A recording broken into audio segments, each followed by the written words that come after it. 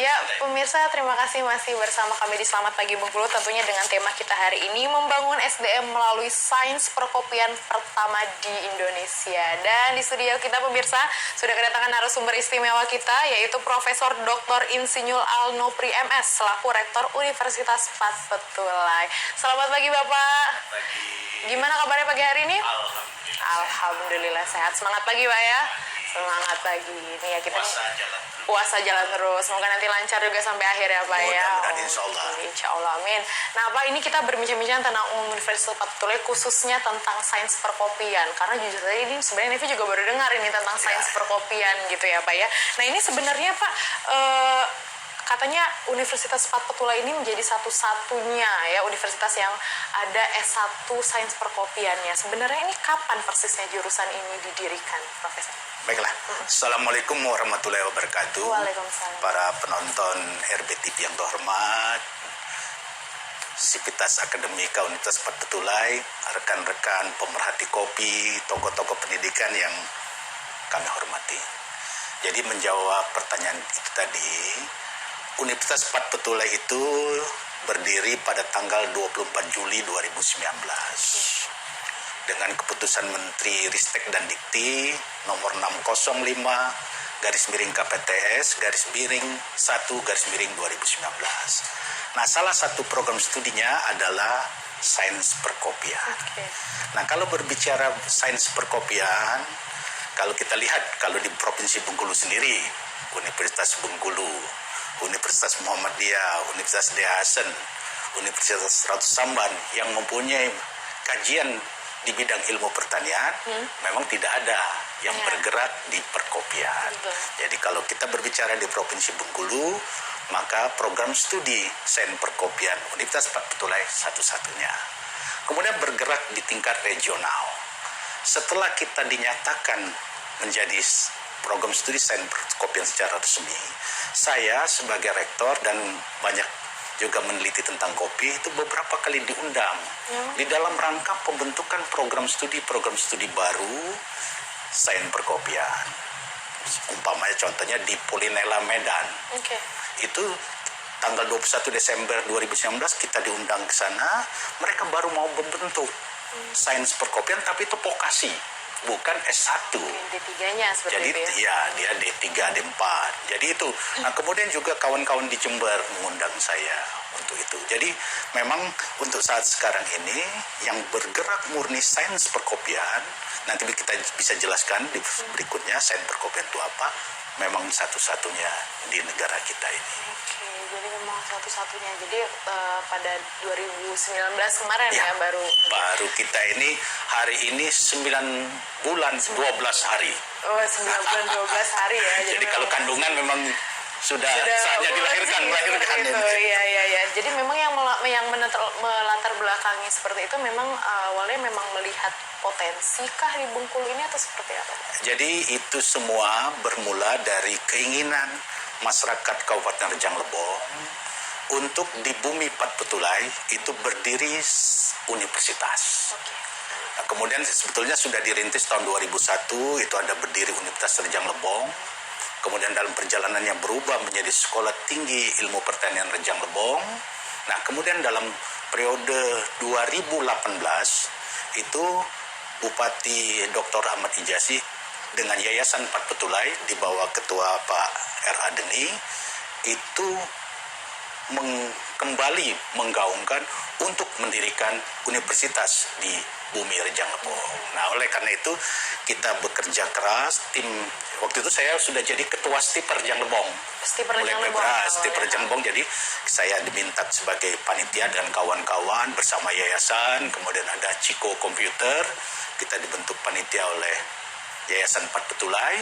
Nah, alhamdulillah peraturan yang lama dulu menyatakan bahwa kalau membentuk universitas baru itu harus ada minimal 8 program studi, kemudian masing-masing prodi itu memiliki 6 orang dosen dan lain sebagainya, ketat sekali. Tapi kita coba. Nah, dalam perjalanannya keluar peraturan Menteri Ristek yang terbaru, yaitu dalam universitas cukup 5 prodi saja. Nah, salah satunya pada waktu itu kita usulkan ilmu perkebunan. Oke. Tetapi dalam proses perjalanan di Direktorat Kelembagaan Dikti itu direkomendasikan sains perkopian. Itu munculnya. Jadi di samping kita memang udah siap. Jadi rekomendasi tapi memang sudah siap dulu Iya, gitu ya. sudah siap. Tentunya. Oke. Nah ini Pak untuk di sains perkopian sendiri ini sebenarnya apa saja mata kuliah yang diajarkan untuk di jurusan itu?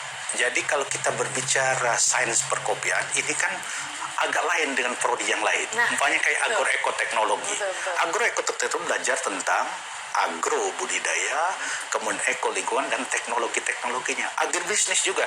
Nah, khusus sains perkopian ini pendekatannya komoditi.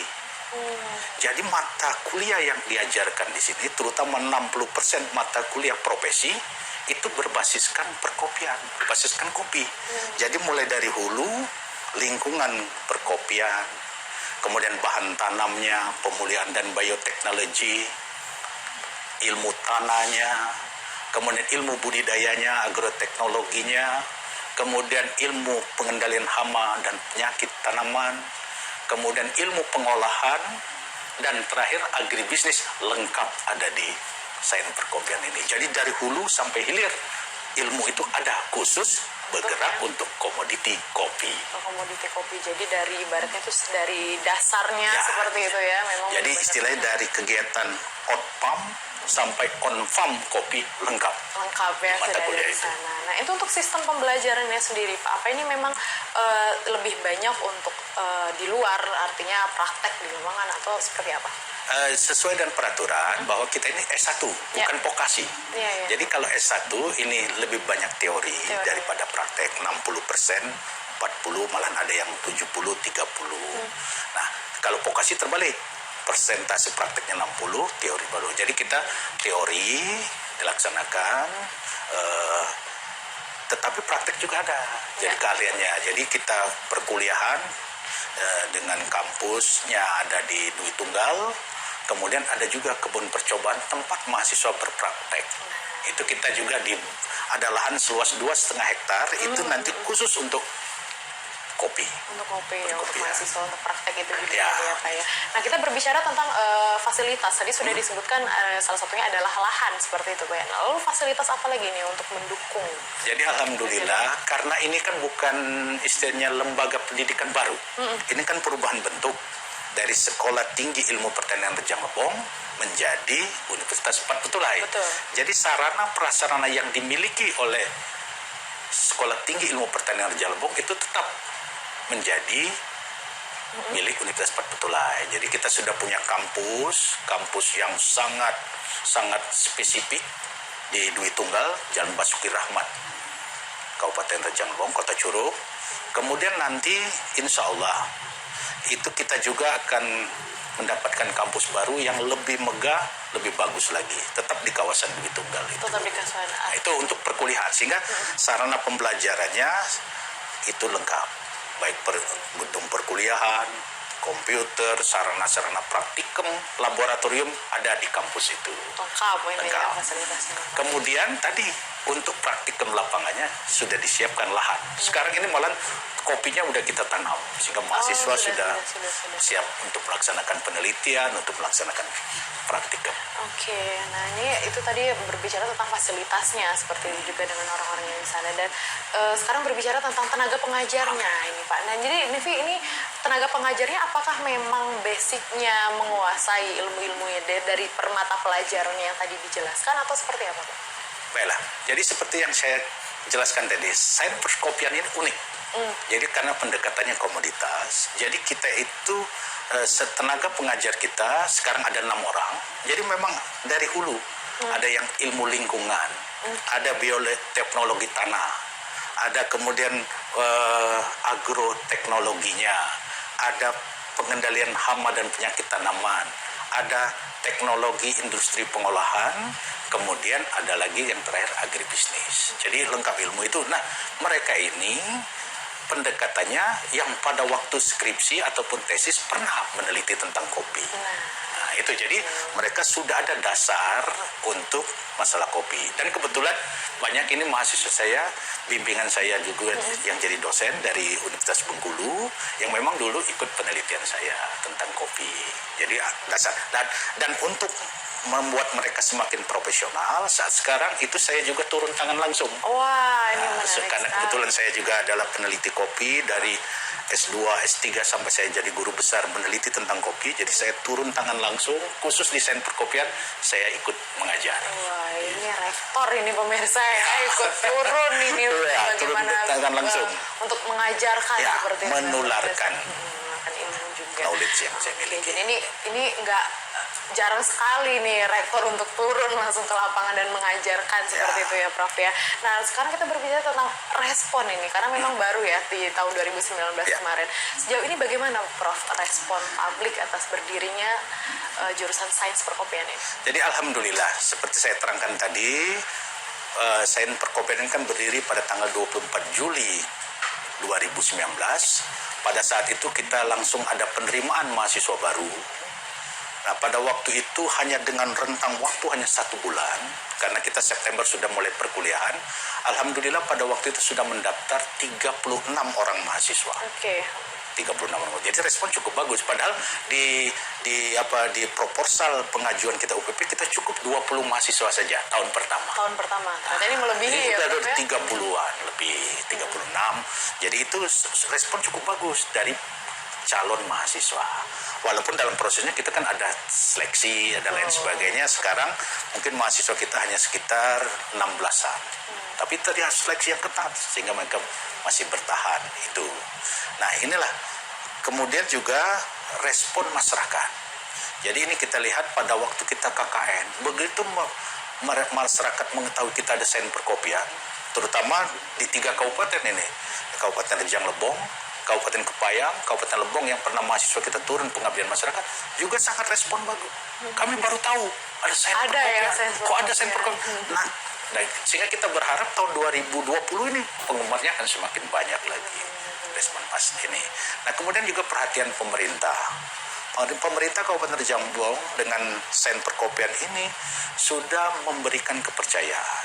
Beberapa dokumen perencanaan tentang pengembangan kopi di Kabupaten Rejang Lebong itu diserahkan kepada Universitas Patutulai. Seperti contohnya dokumen action plan kampung kopi di Kecamatan Sindang Dataran Kabupaten Rejang Lebong itu Universitas Patutulai yang membuatnya. Nah, di samping itu kalau ada kegiatan-kegiatan kopi, termasuk kemarin ada yang dari Prancis datang, itu pakar kita dari Universitas Patutulai diajak ikut serta. Gitu ya, jadi ada kesempatan ya. Jadi respon masyarakat, pemerintah daerah sangat-sangat baik. Apalagi di pertama tadi awalnya ekspektasinya 20, ternyata 36. 36, gitu ya. walaupun sekarang tinggal 16. 16. Tapi seleksi itu. Karena memang seleksinya pun harus ketat seperti itu ya. Karena memang untuk sains perkopian sendiri juga nggak main-main untuk mempelajarinya ya Prof ya. Nah itu selanjutnya ini target apa ini Prof yang mau dicapai oleh UPP dengan adanya jurusan sains perkopian ini? Jadi khusus untuk sains perkopian, target awalnya itu saya waktu berbicara di Medan, di mana-mana saya ingin meletakkan Kota Curup nanti menjadi pusat konsorsium prodi perkopian.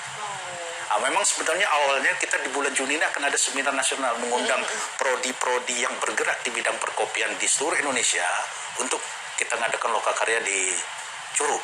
Tapi dengan sekarang keadaan pandemi COVID-19 ini ya kita tunda dulu. Itu yang pertama. Karena khusus untuk program studi ilmu perkopian, jadi yang bergerak di kopi tadi, itu belum ada konsorsiumnya.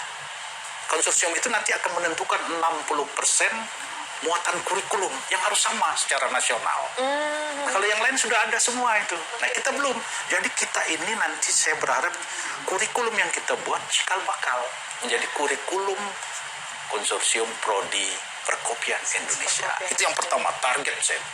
Nah kemudian tentunya kita berikutnya akan mencetak mahasiswa kita yang memang ahli tadi hulu sampai hilir tentang perkopian. Sehingga nanti harapan kita begitu mereka lulus, mereka bisa mempunyai usaha, bisa membantu pemerintah, membantu stakeholder yang lain yang bergerak di bidang perkopian. Itu harapan kita. Jadi 3 harapan itu. Jadi kita pusat konsorsium nasional, kemudian memang mahasiswa kita ahli, nanti lulusan itu yang akan berkiprah. Bukan hanya jadi ANS, ASN, tapi dia bisa menciptakan kerja di bidang perkopian. Itu harapan kita. Menciptakan lapangan kerja juga Ya, seperti itu ya untuk yang lainnya. Jadi untuk target awalnya jadi sudah bagus sekali nih Ya, Profesor, itu apalagi cita-cita visi kita itu, visi betul, pengembangan apalagi ini. produsen. Nah ini sebenarnya untuk sains perkopian sendiri, ini Prof, apakah memang kalau untuk ngomongin soal di Sumatera ya, apa memang ini baru Bengkulu saja yang ada jurusan sains perkopian atau memang di lain provinsi sebetulnya juga Jadi sudah ada? seperti awal tadi saya katakan, kalau untuk Proskomsi pasti itu hanya satu-satunya prodi program studi sains perkopian itu ada di Universitas Perpetulai. Di tingkat Sumatera juga itu tadi baru yang membuat itu adalah Polinela. Polinela itu Politeknik Pertanian di Medan. Di Medan. Itu dia tapi vokasi. Oh, oke, vokasi. Vokasi bukan S1. Bukan S1. Jadi kalau S1 kita baru yang pertama. Penerobos juga ini Ya, memang jurusan penerobos banget. Tapi kita lah, karena bareng baru kita banyak berimprovisasi. Tapi saya yakin kita akan bisa berkembang dengan baik. Nah ini ngomongin secara umum tentang perkopiannya sendiri ini, Prof. Apakah memang Profesor menilai bahwa misalnya Bengkulu ini memang berpotensi seperti itu untuk mengembangkan perkopian ini sendiri? Nah, kalau pertanyaan ini lepas saya sebagai rektor Universitas Perpetulai yang membina sains perkopian ini, saya sebagai peneliti kopi. Jadi kalau berbicara Provinsi Bengkulu ini kalau kita baca peta dunia perkopian, itu terkenal ada istilah daerah segitiga kopi. Daerah segitiga Kopi Triangle Region. Daerah segitiga kopi. Kenapa? Karena Provinsi Bengkulu bersama dengan Provinsi Lampung dan Provinsi Sumatera Selatan itu merupakan produsen utama kopi Robusta Indonesia. Wow. Dan Indonesia ini adalah produsen utama kopi Robusta dunia bersama dengan Vietnam. Oh, nah, jadi dapat dibayangkan Indonesia bersama Vietnam itu produsen utama, 65% itu dari daerah segitiga kopi ini. Jadi Bengkulu masuk itu. Bengkulu masuk ya. Nah, tapi orang lebih banyak mengenal kopi Lampung, kopi Palembang, kopi Bengkulu mana. Nah, ini tantangan kita. Tapi potensi ada. Dan ini Pak Gubernur juga beberapa kali dalam rencananya akan melaksanakan mengangkat kopi Bengkulu ini. Puncaknya nanti di bulan Oktober kita ada kopi internasional. Kalau di Rejang Lebong sendiri, Pak Bupati kita bersama dengan Dinas Pertanian Perikanan Rejang Lebong ini sangat bergerak. Sampai temuan terakhir itu disebut namanya kopi Wilhelmina. Jadi ditemukan di daerah sekitar Bukit Kaba, itu kopi yang umurnya udah ratusan tahun yang ditanam sejak zaman penjajahan Belanda dong. Itu hanya ada di bumi Rejang Lebong, Perpetulai. Jadi banyak. Nah, itu yang pertama. Kita sudah punya nama, Bengkulu. Kemudian yang kedua, memang kita punya koleksi plasma nutpa kopi Robusta yang begitu banyak. Kopi Robusta unggul kita yang sudah diakui nasional itu yang disebut Sintaro 1. Sintaro ini singkatan dari Sindang Dataran Robusta. Sindang Dataran Robusta. Sintaro 1, Sintaro 2, Sintaro 3, kemudian ada Sehasense. Ini sudah dirilis secara nasional. Di samping potensi-potensi lokal lainnya ada Kipas, ada Payung, ada Sidodadi, dan jenis-jenis yang lainnya itu banyak di bumi Rafflesia ini, kopi. Kemudian juga kearifan lokal. Kearifan lokal tentang budaya dan budidaya kopi di Provinsi Bengkulu ini bukan main. Mulai kalau kita mengenal bahasa Serawai, itu ada jarak tanam sedepe sesete. Itu jarak tanam sedepe sesete. Dalam bahasa Rejang disebut sedepo seseto. Itu masyarakat mengenal. Dan setelah saya teliti secara ilmiah, ternyata jarak tanam itu recommended sesuai dengan jarak tanam bercocok tanam kopi yang benar. Asal tinggi petaninya itu 160 cm ke atas. Ada itu. Dan saya yakin masyarakat petani Bengkulu tingginya 160 ke atas semua. Jadi kalau dia pakai sedepo, seseto, jelas jarak tanamnya recommended. Tapi kalau hanya sedepo, terlalu rapat. Itu satu kan. Kemudian kearifan lokal yang kedua, yang masyarakat kenal dengan stek. Stek itu sebenarnya grafting, penyambungan. Tapi masyarakat Provinsi Bengkulu kenal stek. Wah, itu stek itu luar biasa. Dengan dia disetek, kopi itu bisa berbuah setiap saat. Memang masa panennya antara Maret sampai Juli itu panen besar, tapi setiap saat dia bisa berbuah. Sehingga petani kopi dengan metode stek ini atau sambung yang benarnya itu bisa mempunyai kehidupan bulanan. Itu kedua. Yang ketiga, ada lagi teknologi permajaan kopi, kapak kulai. Teknologi kapak dikulaikan. Oh, itu hanya ada di Provinsi Bengkulu. Itu seperti apa sih suaminya? Jadi kalau permajaan kopi sudah tua, itu biasanya kalau permajaan itu langsung dipotong. Nah, kalau dipotong, petani itu 2 tahun tidak dapat hasil. Tapi kalau dengan dikapak, kemudian dimunculkan tunas, yang dikapak ini kan masih panen. Nah, setelah kopi yang remaja ini berbuah, baru ini dipotong. Jadi petani waktu peremajaan tetap mendapatkan hasil. Dan sudah ada kajian BPTP Bengkulu, Badan Pengkajian Teknologi Penerapan Teknologi Provinsi Pertanian Provinsi Bengkulu, itu sangat ekonomis. Teknologi kapak kulai. Kebetulan saya termasuk anggota penelitinya. Nah, itu. Nah, kemudian itu dari teknologi sampai teknologi budaya minum kopi. Jadi sering kita di Provinsi Bengkulu, budaya minum kopi itu ada kearifan lokal. Kita sering kalau minum kopi sedang ada acara bimbang, acara-acara persedekahan, itu sering ibu-ibu di dalam itu dalam satu teko kopi itu dikasih garam sedikit. Oh iya. Iya, sering itu di dusun-dusun dikasih garam, katanya supaya kita kuat begadang. Oh, seperti Ternyata itu. supaya nggak ngantuk kalau kopi itu dikasih garam. Iya. Ternyata setelah diteliti oleh Dekan Fakultas Kedokteran Universitas Bengkulu, Dr. Awal, itu ternyata kalau kopi dicampur garam itu ternyata meningkatkan ketahanan terhadap influenza. Jadi sangat ilmiah. Masyarakat melakukan tapi dikaji ke dokter. Wah, bagus itu lagi. Itu kearifan lokal kita luar biasa. Lagu-lagu tentang kopi, tarian tentang petik kopi, macam-macam. Jadi memang betul. Nah, tinggal kita gerakkan. Betul. Artinya memang sudah banyak sekali, sangat berpotensi dari segi manapun juga ini ya Prof ya. Nah pemirsa, ini menarik sekali nih obrolan kita tentang sains perkopian ini. Nanti kita akan berbincang-bincang lagi dengan Profesor Al-Nopri tentang bagaimana untuk sains perkopian di Universitas Fatulainya sendiri. Maka dari itu pemirsa jangan kemana-mana, tetap bersama kami di Selamat Pagi Bengkulu.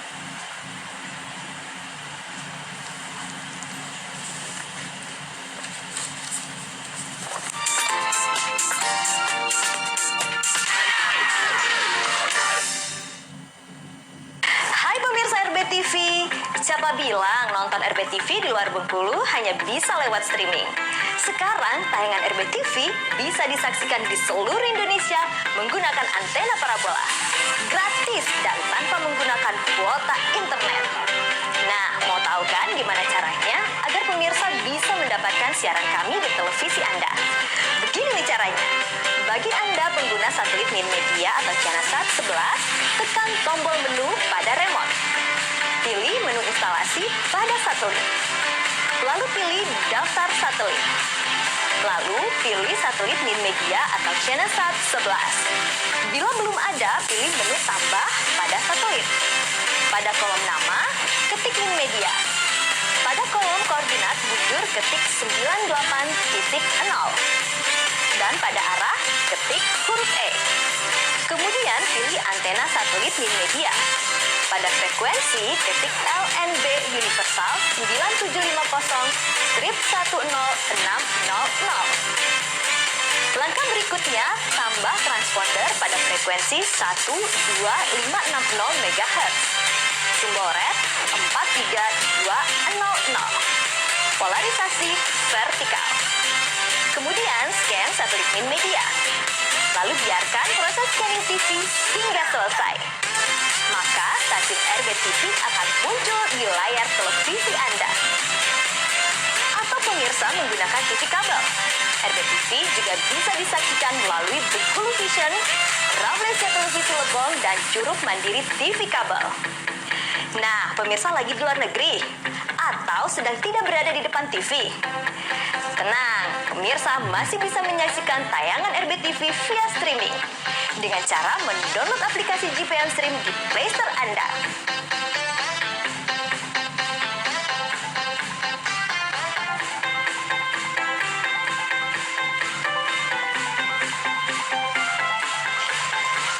Lalu pilih channel RBTV Bengkulu. Kemanapun Anda, dimanapun Anda, tetap RBTV Camkoha. Funfest 2020. Miliki mobil impian Anda dalam program Spektakuler Red, cicilan hanya 3,68%, include asuransi all risk. Gratis perawatan berkala. Beli mobil Toyota sekarang juga. Nikmati Lucky Draw, berhadiah 10 Innova Venturer, 10 Calya, serta 20 Apple Watch. Ayo kunjungi showroom Agung Toyota Bengkulu.